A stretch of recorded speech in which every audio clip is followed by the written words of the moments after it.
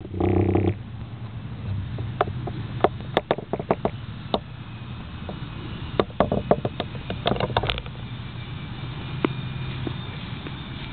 YouTube, this is Reverend Sackett.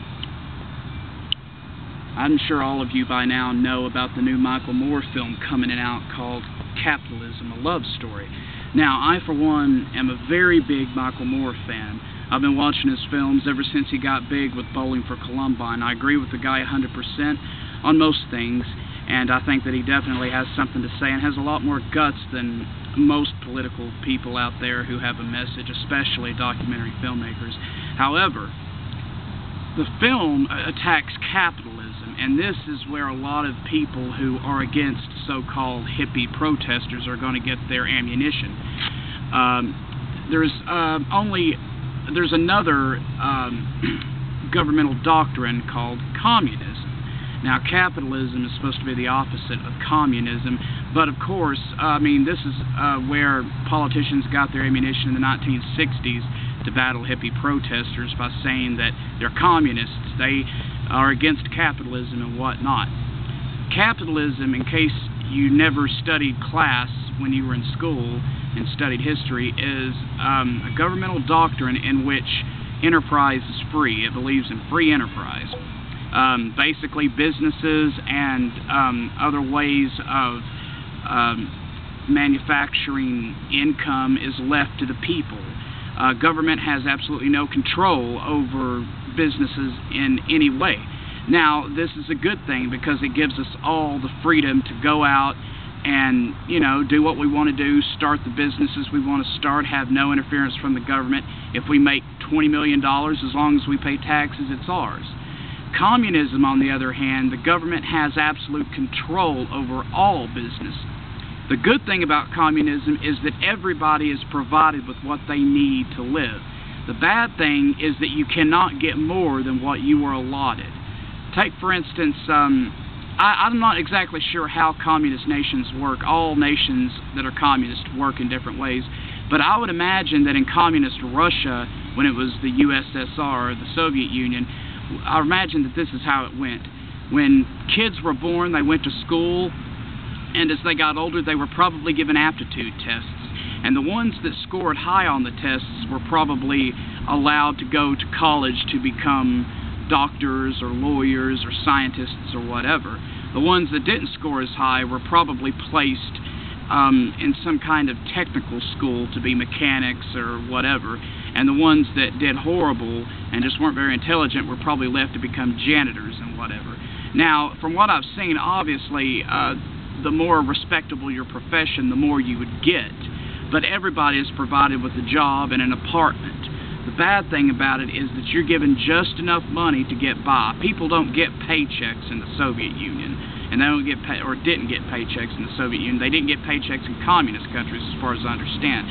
What they do get is they're allotted a certain amount of groceries every month, a certain amount of toilet paper. Usually it's the bare minimum they need to survive. And the government has absolute control over all economic doctrines. Now, communism is very extreme. Now, most so-called hippie protesters, which I am myself, I'm a hippie in some form, believe, they won't admit it, but they believe in socialism. Socialism is the middle ground between capitalism and communism. Now, at first it sounds great. Everybody gets everything, everybody gets a little bit, the money's divided equally. Here's another fact that a lot of people don't know about. Socialism is not a governmental doctrine, it is an economic doctrine. Capitalism and communism are governmental and economic doctrines. Socialism is just an economic doctrine. Now, in my mind, what would be great is if we could somehow combine socialism and capitalism into one form, to make it to where, if somebody wants to start a business, they can get what they need to start the business, and if somebody isn't doing too well, is in between jobs, they should be able to get a certain amount of money from the government, to kind of stretch things out a little bit. And I think that if a company makes so much money, they should in some way get some kind of a reward from the government for providing some of that money to other people to help them get their business going. Of course, none of this would probably work if it were to be actually applied. But the bottom line is that everybody fights and screams for change. But if anybody recalls history, that's exactly what happened with the Soviet Union. Russia was in turmoil.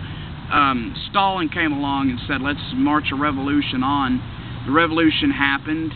They obtained control of Russia, and in a few years it ended up just as bad, if not worse, than it was before. That's what revolutions cause. If we were to do a revolution, throw out the United States Constitution, this country would probably end up being a communist nation. And it damn near is already. The government we're technically a capitalist nation, but the government's control has gotten far too heavy. And the point to this video is to say that, you know, people who fight for change and fight against capitalism, it's not as easy as it sounds. And it makes me so mad when I walk into a bar, I walk into a gas station, and you see I'm sure you've seen this too, a whole bunch of old men who have absolutely no idea what they're talking about, standing over there having this big, long, intellectual conversation, or attempting to have one. They don't know anything about the facts, and they keep going on saying, if the government would do this, if the government would do that, blah, blah, blah. I think that Canada has one of the best systems because healthcare in Canada is free. Yes, taxes are higher, but I think it's worth it to have free healthcare. Obviously, Obama is fighting for free healthcare, but people are lashing out against it because what it's going to do, I'm afraid, is cause companies who are providing health insurance to their employees to drop that health insurance and say, go get the government health insurance, which, by the way, is not worth a fuck. Unless you're a valuable worker to society and you can be the work-producing, productive robot that the government wants you to be, you're not going to get much health benefits from the government.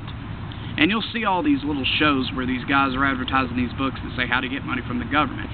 It's true, there is money out there, but nobody knows about the programs, but you've got to apply for them and sign up for them. There's various different programs, you know, it'll loan people money to start their businesses and whatever they want to do.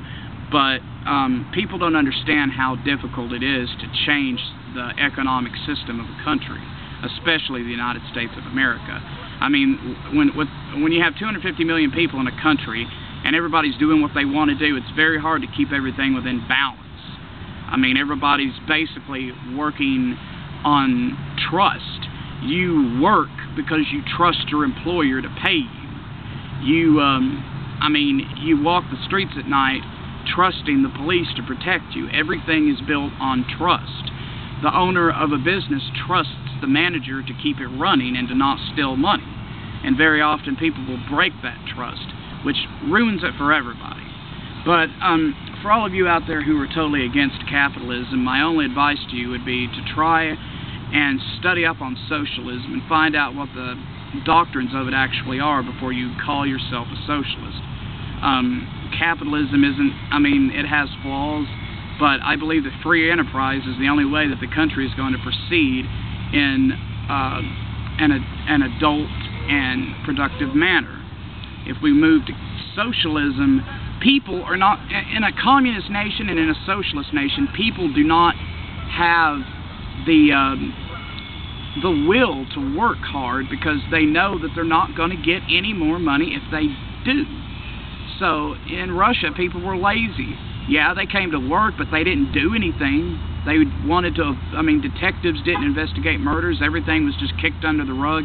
They were concerned about appearance, having the appearance of a good country. They didn't care what happened underneath, behind the scenes.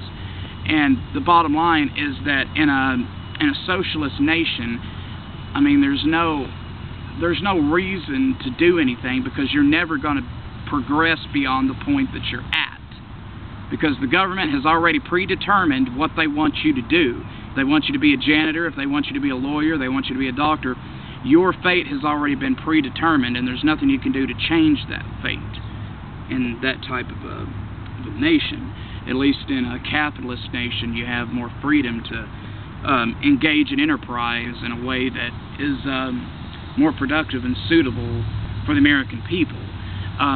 In a socialist nation, this wouldn't be possible because people are not given the opportunity to engage in an enterprise in a way that would benefit them in the most productive manner. So they're completely dependent on whatever the government tells them to do.